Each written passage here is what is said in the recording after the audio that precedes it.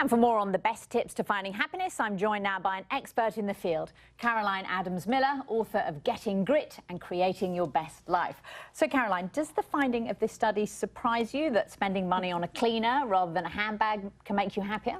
No, we've known in the field of positive psychology for well over 10 years, maybe longer, that money does not buy happiness. So investing in things doesn't make people happier. It's experiences that make people happier.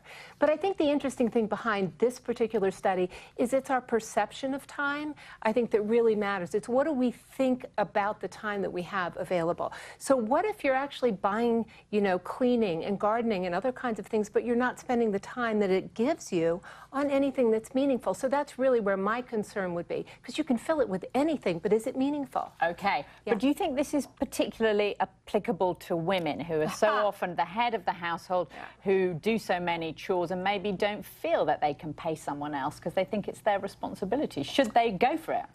Yes, the answer is yes. And so my concern really is about women, because we see this worldwide phenomenon that women at middle age are dying younger now from diseases of despair. And some of that is because they don't feel purposeful. And so if they do free up time, what are they going to do with it? So you have to have a purpose. You have to have what we call in positive psychology an ikigai. What do you wake up for? What are the things that you plan to do that are meaningful to you? Because if you free up time and you're not ready to answer that question, and you don't have goals, particularly hard goals, in place, you can just take that time and fritter it away. And when you have multitasking going on, you can perceive that you don't have time too. So simply being distracted creates the same anxiety. Okay, so how do we find our goals for what we should do with that time that we free up if we get a cleaner?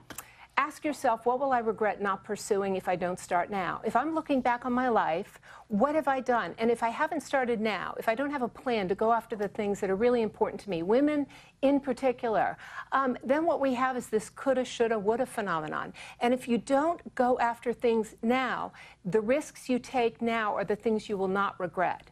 The ones that you don't take are the ones that are really going to make your life difficult and toxic. And in particular, you have to have this quality of grit, because hard goals are what bring us the greatest joy. Hard goals that are important to us. But you have to have this quality of grit or you won't be a finisher. Right, and do you feel like with our current culture of instant gratification fueled by social media and likes, that works against a long-term grit culture and finding happiness? We can't pay attention to things anymore. Again, technology takes us off task.